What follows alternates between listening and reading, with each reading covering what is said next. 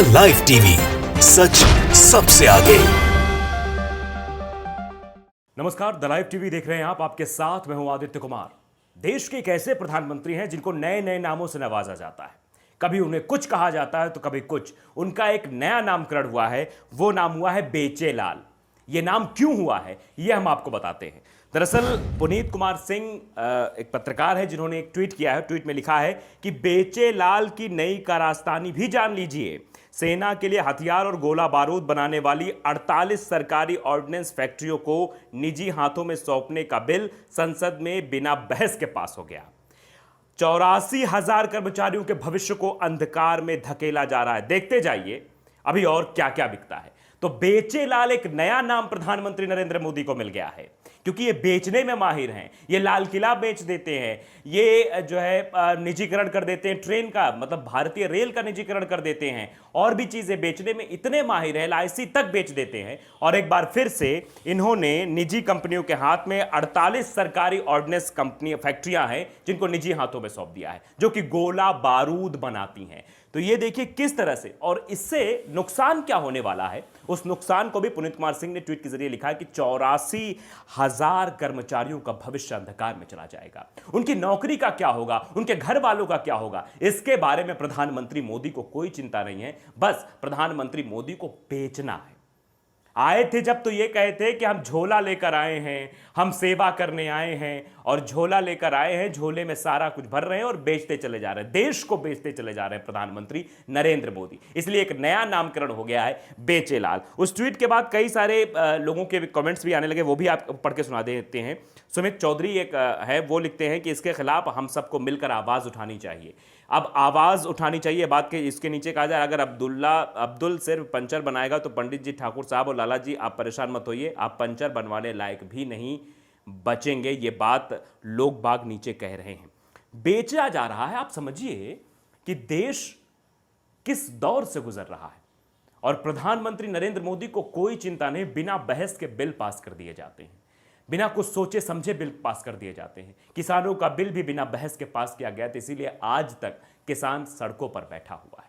लेकिन उससे मतलब नहीं है। सिर्फ बेचेलाल को तो इससे मतलब है कि हमें क्या क्या बेच देना है, किन किन जिम्मेदारियों से खुद को पल्ला झाड़ लेना है, जनता को छोड़ देना है। जनता समझेगी, बूझेगी, क्या करे क्या मतलब नहीं है। अपना प्राइवेट कंपनियां काम करें और पैसा कमाएं, और चुनाव के समय हमें पैसा दें ताकि हम चुनाव कायदे से लड़ सके। यही मंशा अब प्रधानमंत्री मोदी की साफ नजर आ रही है।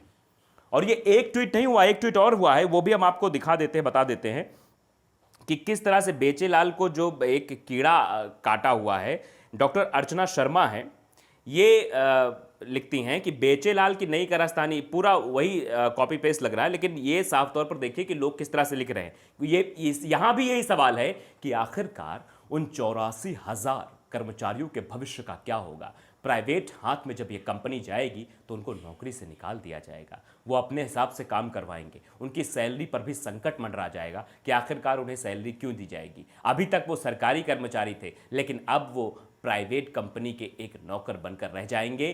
तो उनके भविष्य का क्या होगा, ये प्रधानमंत्री नरेंद्र मोदी ने शायद नहीं सोचा होगा, और यही वजह है, ये इनकी सोच की ही वजह है। इनका सोचने का तरीका कैसा है, जनता के हित के बारे में नहीं सोचना है, इनको उद्योगपतियों के हित के बारे में सोचना है कि उद्योगपतियों की जेब में कैसे पैसा डालें, कैसे उनको प्रॉफिट कराएं, कैसे उनका बिजनेस बढ़ाएं, व्यापार बढ़ाएं। जनता से कोई मतलब नहीं है। जनता भाड़ में जाए, कुछ भी करे, चिल्लाए। 84,000 कर्मचारी ही तो हैं, कुछ दिन चिल्लाएंगे, बैठ जाएंगे।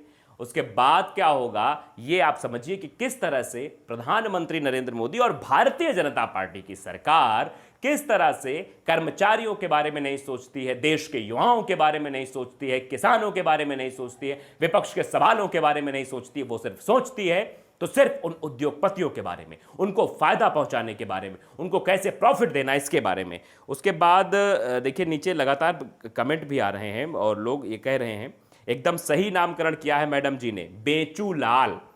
नहीं हटाया गया तो क्या क्या बेच खाएगा, पता तब चलेगा जब देश की अवस्था बर्बाद हो जाएगी, बर्बादी पर आ जाएगी। आश्चर्य तो इसके साथ में काम कर रहे नेताओं और अधिकारियों के चुप्पी पर होता है। राजनाथ सिंह, गडकरी की घिघी बंधी हुई है, हाँ में हाँ मिला रहे हैं। यानी अब समझिए कि अन्य नेता भी नहीं बोल पाते भाई। मोदी जी और अमित शाह के अलावा पार्टी में किसी की चलती थोड़े है, और यही शायद इस ट्वीट के जरिए दिखाया गया है और समझाया भी गया है, बताया गया है कि देखिए कि किस तरह से प्रधानमंत्री नरेंद्र मोदी सिर्फ अपनी चला रहे हैं और बेचने में माहिर हैं।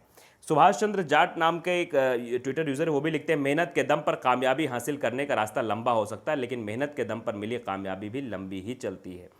देखिए किस तरह से मतलब लोगों को परेशान किया जा रहा है, जनता को परेशान किया जा रहा है, आम जनता को। ट्रेन का निजीकरण कर दिया गया, अब रेलवे अपने हिसाब से तय करेगी, प्राइवेट कंपनियां तय करेंगे किराया कितना लेना है, वो भी जनता परेशानी उसमें झेलेगी कि अब भाई किराया कितना देना है वो तो प्राइवेट कंपनियां तय करेंगी। अभी तक चलो सरकारी किराया है, कम किराया लगता है, कम किराए में हम पहुंच जाएंगे, अपने घर तक पहुंच जाएंगे, लेकिन उसके लिए अब गरीब आदमी को पैसा ज़्यादा देना पड़ेगा क्योंकि प्राइवेट कंपनियां निर्धारित करेंगी।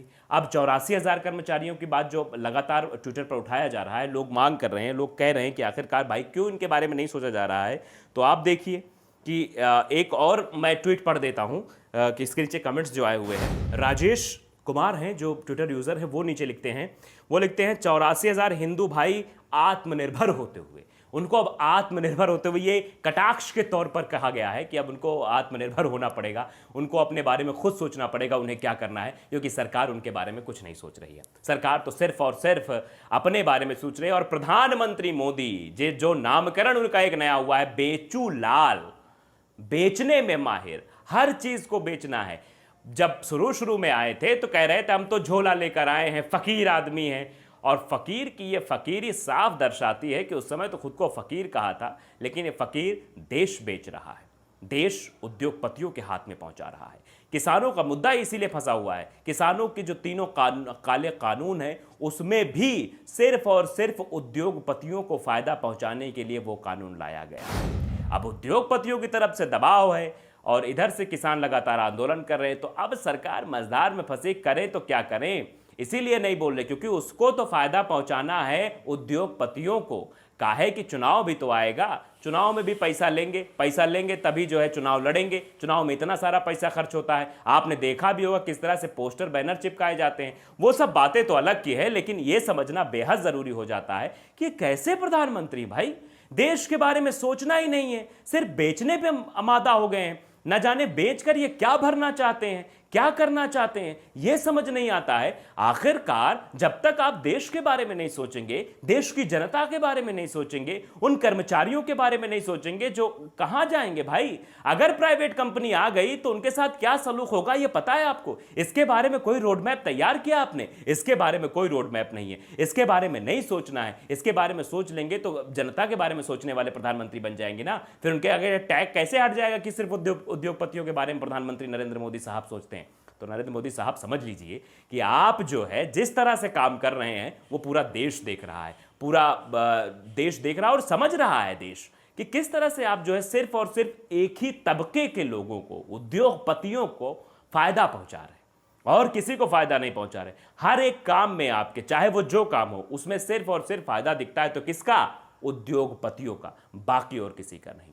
तो साफ तौर पर अब ये जो बेचूलाल नाम मिला है ये कितना और प्रचलित होता है, क्योंकि अभी तक बेचने में माहिर और फिर से ये गोला बारूद वाली जो 40 फैक्ट्रियां हैं इनको निजीकरण की तरफ ले जाया जा रहा है, प्राइवेट कंपनियों को सौंपा जा रहा है। और 84,000 जो कर्मचारी, उनके भविष्य क्या होगा, अब ये सवाल अधर पे लटका हुआ है। द लाइव टीवी को अगर आपने सब्सक्राइब नहीं किया, सब्सक्राइब कर लीजिए, बेल आइकन जरूर दबाइए ताकि ऐसी खबरें आप तक जल्द से जल्द पहुंच सकें। नमस्कार। द लाइव टीवी, सच सबसे आगे।